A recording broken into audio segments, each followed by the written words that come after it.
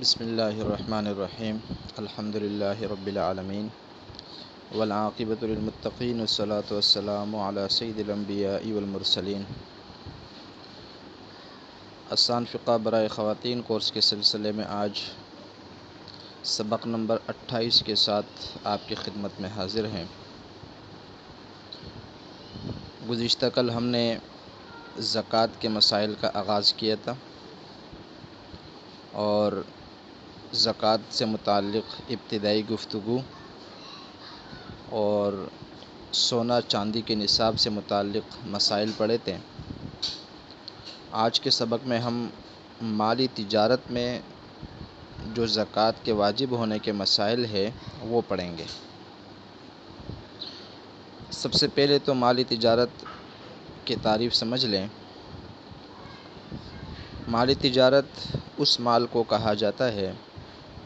جو تجارت کی نیت سے خریدا گیا ہو اور خریدنے کے بعد بھی تجارت کی نیت باقی ہو۔ چنانچہ اگر کسی نے اپنے گھر کے خرچ کے لیے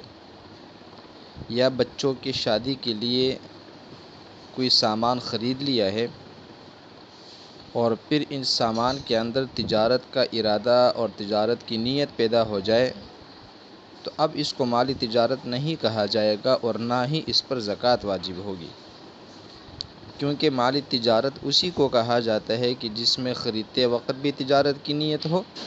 اور خریدنے کے بعد بھی وہ نیت باقی رہے۔ جہاں تک گھریلو سامان کی بات ہے تو گھر کا جتنا بھی ساز و سامان ہوتا ہے، جیسے کہ گھر میں استعمال ہونے والے برتن ہے یا رہنے سہنے کا مکان ہے، پہننے کے کپڑے ہیں،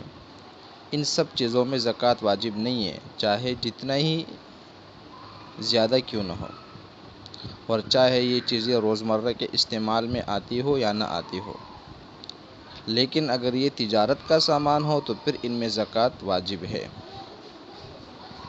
اسی طرح پہننے کے جوڑے چاہے جتنے بھی زیادہ قیمتی ہو،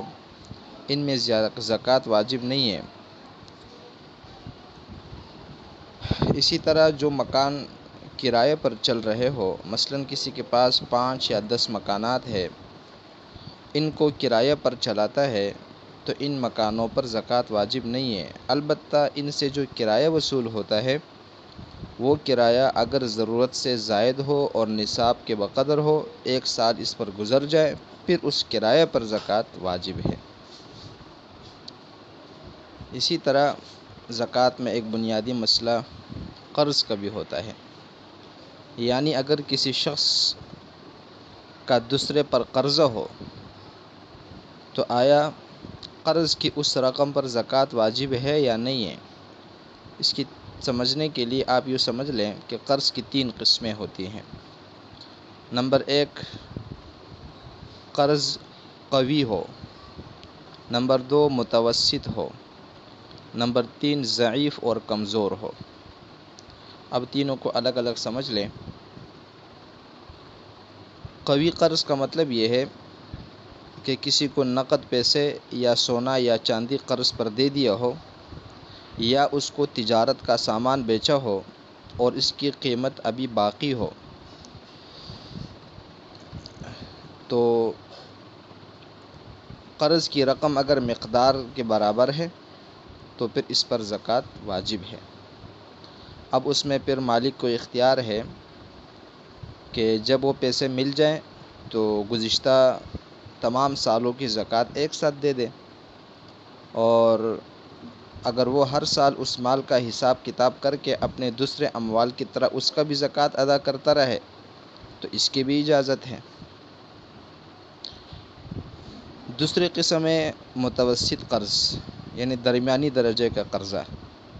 اس کا مطلب یہ ہے کہ کسی کو نقد پیسہ بھی نہیں دیا، سونا چاندی بھی نہیں بیچا ہے، تجارت کا سامان بھی نہیں بیچا ہے، البتہ ایسا سامان بیچ دیا ہے جو تجارت کے لیے نہ ہو، جیسے کسی کو پہننے کے کپڑے بیچ دیے یا گھر کا سامان بیچ دیا اور اس کی قیمت ابھی باقی ہو اور وہ قیمت اتنے مقدار میں ہے جتنے میں زکوٰۃ واجب ہوتی ہے،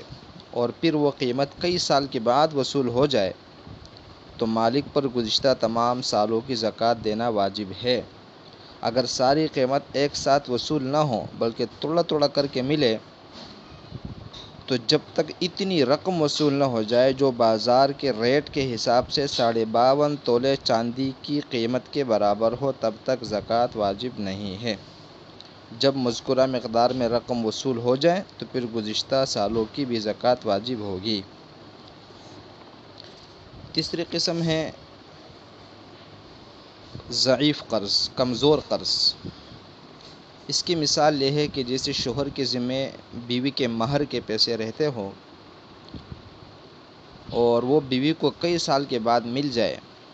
تو اس کی زکوٰۃ کا حساب وصولی کے دن سے ہوگا، یعنی جس دن وہ پیسے بیوی کے ہاتھ میں آئیں گے اسی دن سے وہ اس کے مالک کا شمار ہوگی۔ گزشتہ سالوں کی زکوٰۃ واجب نہیں ہے۔ اس کے بعد اگر اس پر سال گزر جاتا ہے تو زکوٰۃ واجب ہوگی، اور اگر سال گزرنے سے پہلے خرچ ہو جائے تو پھر اس پر زکوٰۃ نہیں ہے۔ اسی طرح اگر کوئی مالدار صاحب نصاب شخص سال گزرنے سے پہلے ہی اپنے مال کی زکوٰۃ دے دے اور سال پورا ہونے کا انتظار نہ کرے تو یہ بھی جائز ہے اور زکوٰۃ ادا ہو جاتی ہے۔ اسی طرح اگر کوئی صاحب نصاب آئندہ کئی سالوں کی زکوٰۃ پہلے سے ہی دے دے تو یہ بھی جائز ہے، لیکن جتنے سالوں کا پیشگی زکوٰۃ دیا ہے اگر ان سالوں کے اندر مال بڑھ گیا تو جتنے مال میں اضافہ ہوا ہے اس حساب سے اس کی زکوٰۃ بھی دینی پڑے گی۔ اسی طرح کسی کے پاس نصاب کے بقدر مال موجود تھا، اس پر سال بھی گزر گیا، اب زکوٰۃ ادا کرنی تھی لیکن ابھی زکوٰۃ ادا نہیں کی تھی کہ سارا مال چوری ہو گیا یا اور کسی طریقے سے سیلاب وغیرہ میں ضائع ہو گیا تو زکوٰۃ معاف ہو گئی۔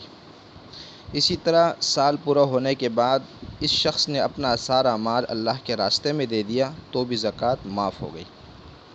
لیکن اگر سال پورا ہونے کے بعد اپنا مال کسی کو ویسے ہی دے دیا اور یا کسی طرح اپنی مرضی سے خرچ یا ضائع کر دیا تو جتنی زکوٰۃ واجب ہوئی تھی وہ معاف نہیں ہوگی بلکہ وہ زکوٰۃ دینی ہوگی۔ زکوٰۃ سے متعلق ایک مسئلہ یہ بھی ہے کہ تجارتی پلاٹ پر زکوٰۃ کا مسئلہ ہے کہ اگر کوئی شخص تجارت کی نیت سے کوئی پلاٹ خریدے اور یہی نیت باقی رہے کہ جب بھی کوئی اچھا خریدار ملے گا تو بیچ دوں گا تو پلاٹ کی قیمت پر زکوٰۃ واجب ہوگی۔ دوسرے اموال تجارت کے ساتھ ملا کر اس کی زکوٰۃ بھی ادا کی جائے گی، لیکن اگر اس پلاٹ کے علاوہ دوسرا مال نہیں ہے تو بھی پلاٹ کی قیمت اگر نصاب کے بقدر ہے اور سال پورا ہو جائے تو زکوٰۃ اس پر واجب ہے۔ اسی طرح بعض اوقات لوگ اپنے پیسے بینکوں میں رکھتے ہیں تو ان پیسوں کے بارے میں زکوٰۃ میں مسئلہ یہ ہے کہ بینک میں جو پیسے جمع کیے گئے ہیں اس پر بھی زکوٰۃ واجب ہے۔ سال گزرنے کے بعد دیگر اموال کے ساتھ ساتھ ان کی زکوٰۃ بھی ادا کی جائے، اور اس رقم کو زکوٰۃ ادا کرنے کے لیے بینک سے نکالنا ضروری بھی نہیں ہے، بینک میں پڑے بھی اس کی زکوٰۃ ادا کی جا سکتی ہے۔ اموال تجارت پر زکوٰۃ کے حوالے سے آخری مسئلہ یہ ہے کہ زکوٰۃ کے لیے سامان تجارت کا جب حساب کتاب کیا جائے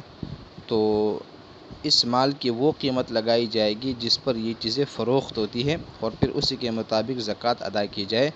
مثلاً کسی کے کپڑے کی دکان ہے یا پرچون کی دکان ہے اور وہ کپڑے یا سامان کی زکوٰۃ دینا چاہتا ہے تو حساب کتاب کرتے وقت جس ریٹ پر مارکیٹ سے یہ چیزیں خریدی ہیں اس کا حساب نہیں ہوگا، بلکہ جس قیمت پر یہ چیزیں کسٹمر کو فروخت کرتا ہے اس قیمت کے حساب سے چیزوں کی قیمت لگائیں گے اور پھر اس کے اوپر زکوٰۃ واجب ہوگی۔